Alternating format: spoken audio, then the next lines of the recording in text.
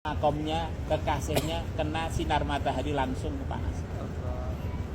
Maka dibuka, begitu dibuka langsung mendung, langsung hujan.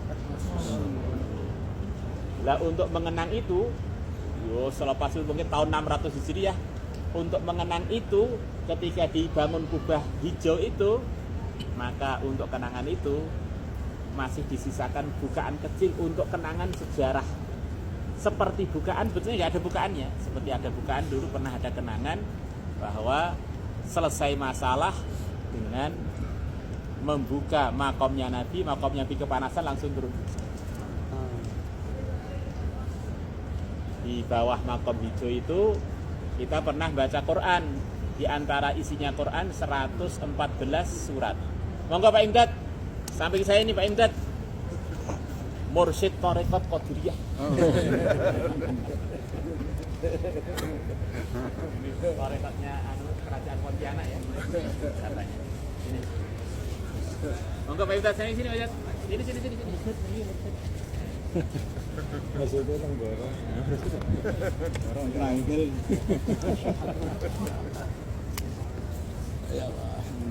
Kita pernah baca Quran isinya 114 surat. Di antara surat itu namanya surat Hujurat.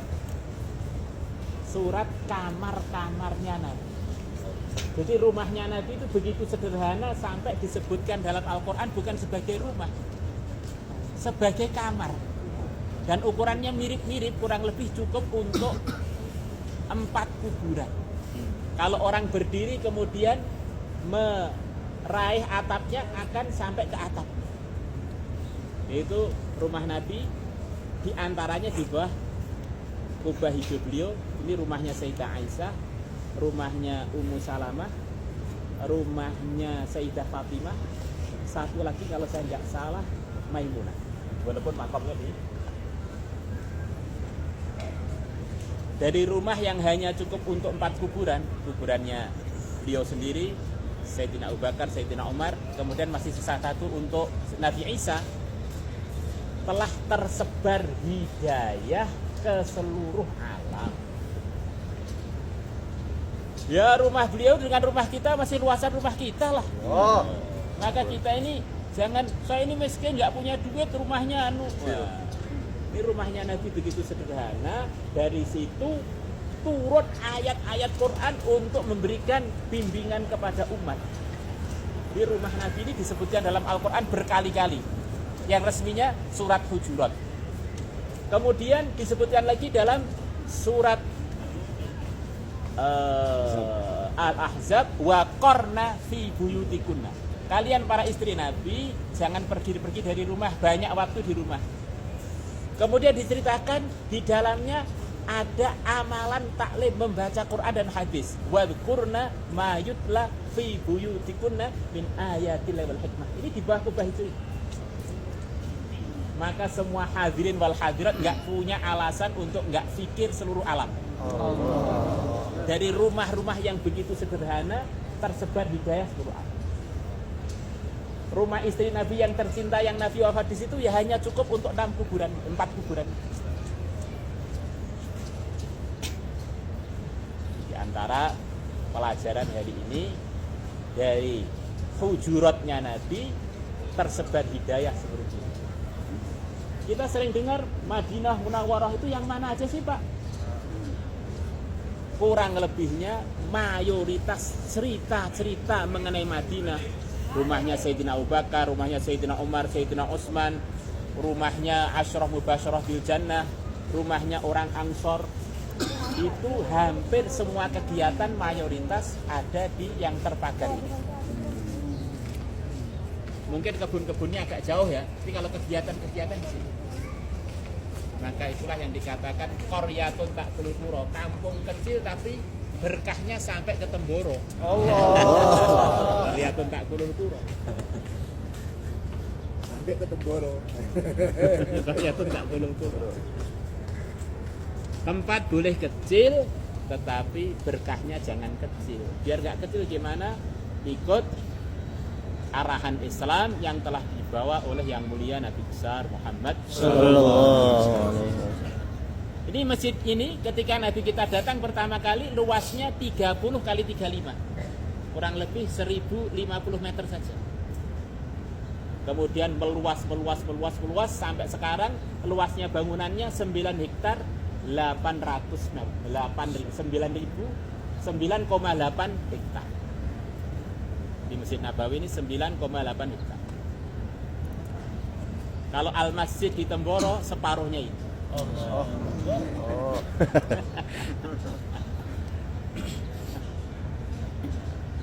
Nyabang Madinah. Lah di sini ini kita sering baca kitab Fathul Qorib ya. Tidak ada selepas Abu Bakar dan Umar yang kuburnya lebih dekat kepada kubur Nabi melebihi Abu Suja. Beliau doa, ya Allah, kalau memang ada hambamu yang engkau bolehkan untuk dikubur paling dekat dengan Rasulmu, jadikanlah itu. Saya doa terus sampai Allah akhirnya gerakkan hamba-hambanya waktu itu. Ceritanya panjang sampai akhirnya beliau dikuburkan di dekat pintu Jibril. Ya. Ini Abu Suja Fathul Qorib itu hebat banget. Maka kalau kita baca Fathul Qorib itu di antara karomahnya beliau dikubur paling dekat dengan Rasulullah di kalangan umat selepas para sahabat.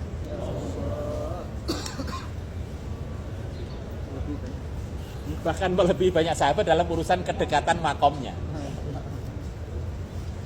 Sekelumit cerita. Ya, tiap hari perbanyak untuk salam pada Nabi, terus mengatakan 3 hal tadi, kemudian kepada Sayyidina Abu Bakar, Sayyidina Umar.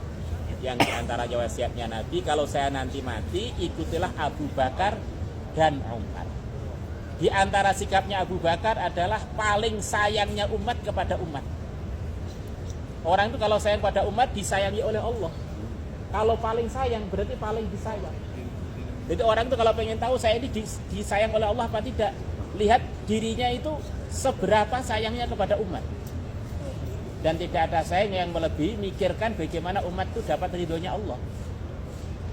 Nabi bersabda, arhamu ummati bi ummati Abi Bakar. Umatku yang paling sayang pada umatku adalah Abu Bakar. Maka di antara cara niru Abu Bakar, latihan nyayangi umat. Kita berdakwah, keliling, ziarah tetangga, ngobrol-ngobrol. Jangan lupa menyampaikan keuntungan-keuntungan agama. Supaya kita latihan menyayangi diri kita dengan cara menyayangi umat biar Allah sayang pada kita. Di antara sikapnya Abu Bakar adalah benar-benar susah kalau agama itu merosot. Ayang kusudiru ana hayyun. Saya nggak terima agama merosot sedangkan saya masih hidup. Semampu saya usaha bagaimana agama itu utuh, nggak ada kurang. Insyaallah kita semuanya niat. Insyaallah. Ya, nanti yang kumpul terlalu banyak nanti diusir. Ya insyaallah. Insyaallah semuanya niat. Dari sini Rasulullah telah berangkat sendiri selama 10 tahun dan selalu membawa istri 25 kali. Allah. Ini dalilnya jamaah masyurat. Selama Rasulullah di sini tidak kurang dari 100 rombongan beliau kirim untuk menyebarkan hidayah ke seluruh dunia. Maka berarti kalau dihitung setiap 2 bulan sekali dikirim rombongan besar. Di antara rombongan besar ke Tabuk ada yang mengatakan jumlahnya 70.000. Kemudian Nabi wafat, diteruskan Sayyidina Abu Bakar. Dalam masa 2 tahunan setengah Sayyidina Abu Bakar mengislamkan sebagian Persia, sebagian Romawi. Dari masjid ini dikirim. Kemudian diteruskan Sayyidina Umar 10 tahunan, tambah luas lagi yang ke Eropa dan Persia, semuanya masuk Islam. Sampai Rusia. Masya Allah. Ini adalah dari berkahnya Madinah Al-Munawwar, yang diantara namanya Sayyidatul Buldan, pimpinannya seluruh negeri. Pengaturan Islam dari Madinah Fathu Mekah. Kemudian sampai Khulafaur Rasyidun yang ketiga, pengaturan semuanya di Madinah. Begitu Sayyidina Ali pindah ke Irak. Zaman Sayyidina Muawiyah pindah ke Syam, ke Damaskus. Terus kemudian pindah lagi Daulah Abbasiyah rata-rata di Irak. Kemudian pindah lagi ke Turki 700 tahunan. Kemudian akan datang suatu masa dan pengaturan di akhir zaman di Madinah. Sebaiknya mengatakan, sekian banyak hadis mengatakan pengaturan Islam di akhir zaman di antara tempatnya Yaman. Maka akan ada waktu Yaman akan menjadi pusat pengaturan Islam. Dan itu belum pernah terjadi, akan terjadi. Lebih 150 hadis katanya begini, kata para sebagian muhadits. Kemudian lepas itu akan ada pengaturan pindah ke Palestina. Zamannya Imam Mahdi, zamannya Nabi Isa awal-awal. Kemudian kemudian Nabi Isa menikah. Nabi Isa akan menikah. Menikah dan punya keturunan. Lepas itu ke Madinah lagi. Nabi bersabda kurang lebihnya dalam riwayat Abu Bakar, tidak ada nabi pun kecuali akan wafat di tempat yang dia suka wafat di situ itu dan harus dikuburkan di situ. Kecuali nabi yang wasiat untuk dipindah. Maka akan ada satu kejadian, Nabi Isa datang ke sampingnya Nabi kemudian wafat di situ. Dan akan dikuburkan di antara Sayyidina Abu Bakar dan Sayyidina Umar. Maka kalau kita tadi ziarah, selepas kita ziarah Nabi, kita akan melangkah sedikit baru sampai ke Sayyidina Abu Bakar. Jadi Islam itu sampai tempat pimpinan terakhirnya pun sudah disiapkan di sini.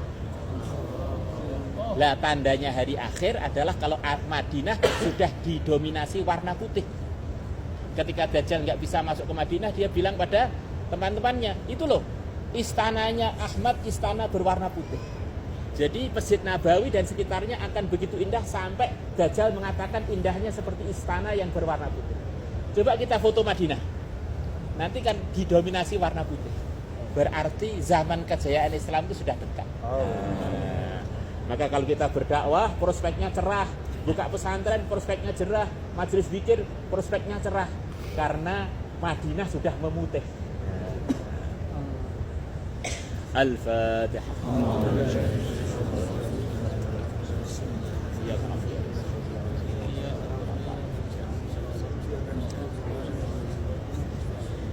Assalatu wassalamu alaika ya Rasulullah. Assalatu wassalamu alaika ya Rasulullah. Assalatu wassalamu alaika ya Sayyidi ya Rasulullah.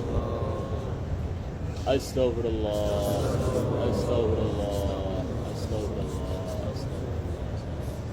Astaghfir li ya Rasulullah.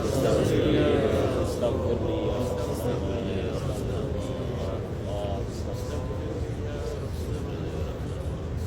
Assalamu alayka wa rahmatullah ya Aba Bakar. Assalamu alayka wa rahmatullah ya Umar.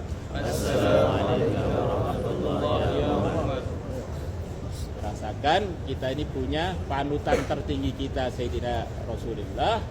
Beliau menyuruh kita ikut Sayyidina Abu Bakar dan Sayyidina di antara kehidupan beliau begitu. Nah, di antara arahan dari Sayyidina Umar yang masyhur adalah mementingkan sholat 5 waktu. Sayyidina Umar sudah menjelang wafat, pingsan, dibangunkan sudah nggak bisa, sudah koma. Orang-orang bilang nggak ada di dunia ini yang lebih dicintai Sayyidina Umar mengenai amalan melebihi sholat. Beritahu BCI mengenai sholat nanti kan langsung bangun. Umar sudah waktunya sholat. Kalau nggak salah sholat zuhur waktu itu, langsung beliau bangun.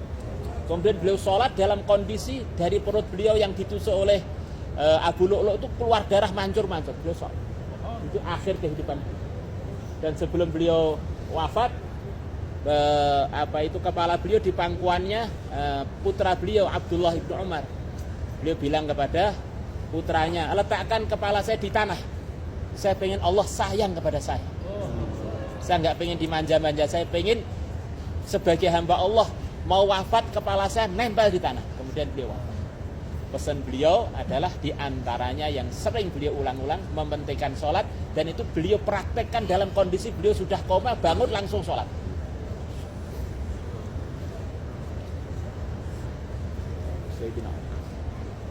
sekian abad selepas Sayyidina Umar wafat, terjadi banjir di Madinah. Akhirnya dari jejer 3 makom tadi keluar kaki yang masih utuh seakan-akan baru dikubur. Maka orang-orang pada terkejut, apa ini kakinya Rasulullah ini? Apa kakinya Rasulullah ini? Akhirnya para ulama kumpul, dilihat dari jejerannya kuban, ini bukan ini kakinya Sayyidina Umar. Sayyidina Umar sekian abad selepas itu muncul kaki beliau karena kegerus banjir. Akhirnya dari situ diperbarui sekarang jadi terawat banget, tidak bisa banjir sampai situ. Sayyidina Umar diceritakan. Itulah diantara tandanya kalau orang itu punya derajat syahid adalah wafatnya enggak membusuk. Karena dia ini hidup, orang hidup masa membusuk. Tapi bukan berarti yang membusuk tidak punya derajat di sisi Allah, gitu ya. Maka kalau orang pergi ke Madinah, kata Ibnu Hajar, hanya untuk niat hijrah kepada Nabi dan kepada Allah, sebagaimana dalam ayat itu, dia dapat pahala hijrah sebagaimana zaman Nabi. Wa may yakhruj min baitihi muhajiran ila Allah wa rasulihi tsumma yudrikul mautu faqad waqa'a ajruhu. Panutan hidayah itu 4. Pertama para anbiya, yang kedua para siddiqin, yang ketiga para syuhada, yang keempat para sholihin. Program kita terserah kakinya masing-masing. Kita akan, kalau saya niat akan ke Baqi. Di sana ada 10 ribuan sahabat dan keluarganya Nabi mayoritas di sana. Bagi yang mampu mungkin Baqinya, lepas Baqi saya niat untuk berjalan kaki 4 kiloan. Kalau dari sini mungkin 5 kiloan lebih ke Kuba. Jadi itu risikonya nggak dapat sarapan di hotel. Maka bagi yang mau saja. Rasulullah selepas bangun Kuba, setiap hari Sabtu beliau kadang-kadang naik kendaraan, kadang-kadang berjalan mengziarahi Masjid Kuba. Ini katanya, ya ziarah dulu, ini dalilnya jauh lah juga. Walaupun Madinah sudah hidup, jauh lah lagi ke sana untuk nengok makalah yang dulu pernah dihidupkan oleh Nabi.